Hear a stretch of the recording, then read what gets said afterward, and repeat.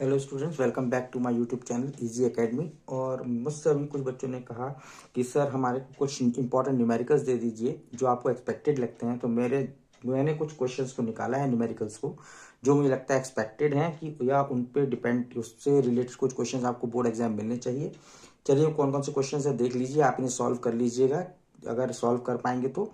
लेकिन देख लीजिए कौन कौन से क्वेश्चन ही हैं। सबसे पहला क्वेश्चन है, find the molarity and molarity of 15% H2SO4 solution if density of the solution is 1.10 ग्राम पर सीसी। तो ये क्वेश्चन मैं करा चुका हूं आपको पहले, इजीली आप कर पाएंगे। The next question is this a solution contains 25% ethanol, 50% acetic acid and 25% water. Find the mole fraction of each component.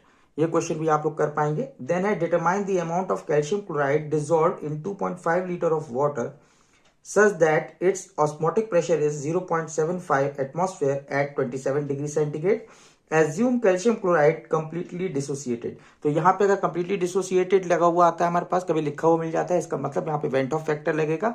और वेंट ऑफ फैक्टर की अगर हम बात करें तो यहाँ पे जितने नंबर ऑफ आयंस आएंगे तो 1 + 2 कितने हुए 3, तो यहाँ पे आई की वैल्यू 3 यूज करेंगे हम लोग। तो ये क्वेश्चन नॉर्मली आप सॉल्व कर सकते हैं। देन हमारे पास नेक्स्ट क्वेश्चन आता है कि in determination of molar mass of A B electrolyte using a qualitative property what may be the value of I if solute is 50% dissociated. ये क्वेश्चन इंपॉर्टेंट क्वेश्चन है, most important question है ये। तो यहाँ पे देख लीजिए, मैंने इसका सॉल्यूशन भी दे दिया है। इसके लिए फॉर्मूला लगेगा alpha equal to I-1/n-1। Alpha क्या है 50% है, तो 50% मतलब 0.5 हो जाएगी इसकी वैल्यू। देन n क्या होगा, क्योंकि डिसोसिएटेड हो रहा है तो ये कौन क्या डिसोसिएट हो रहा है हमारे पास, ए और बी। तो कितने नंबर ऑफ आयंस आएंगे 2 आयंस के, तो यहाँ पे n की वैल्यू 2 हो जाएगी। तो यहाँ पे हमारे पास 0.5, तो हम ये वैल्यू रख देंगे तो यहाँ पे हमारा आंसर आ जाएगा 1.5। देन एक इंपॉर्टेंट पॉइंट है, याद रखिएगा कि इन केस ऑफ एसोसिएशन आई की जो वैल्यू होती है वो हमेशा लेस देन 1 होती है। नेक्स्ट क्वेश्चन है, a 10% solution of urea is isotonic with 20% solution of x at same temperature, calculate molecular weight of x. Isotonic solutions हैं, इनके ऑस्मोटिक प्रेशर को इक्वल करिएगा, सॉल्व हो जाएगा question. Then calculate the time to deposit 1.27 gram of Cu at cathode when a current of 2 ampere was passed through the solution of copper sulfate। ये आपके पास electrochemistry से फैराडे लॉ पे depend based question है, इसे आप easily solve कर सकते हैं। Then the resistance of 0.01 molar KCl solution is 200 ओम।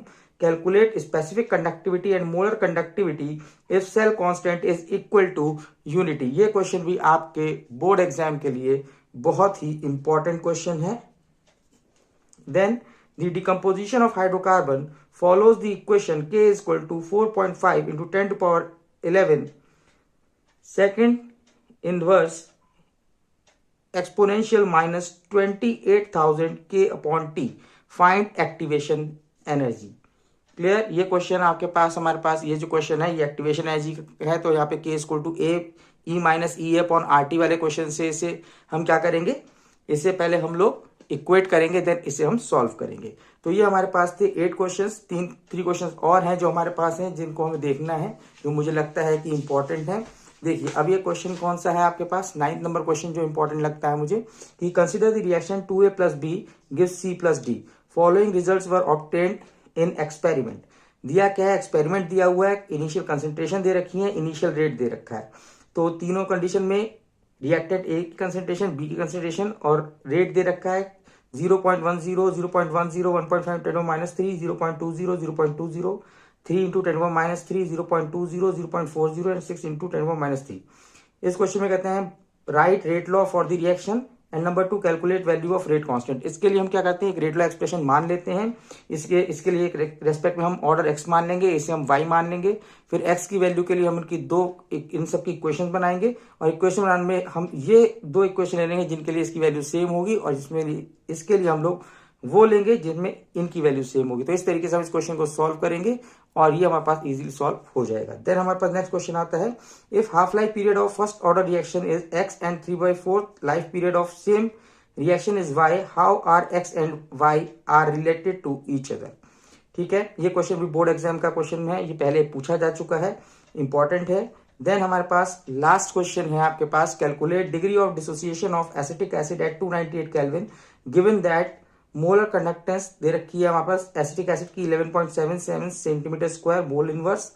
और इनफाइनाइट डाइल्यूशन पे दे रखा है मोलर कंडक्टिविटी एसीटेट आयन का 40.9 Simon centimetre square mole inverse. Molar conductivity infinite dilution H plus का दे रखा है 349.1 Simon centimetre square mole inverse.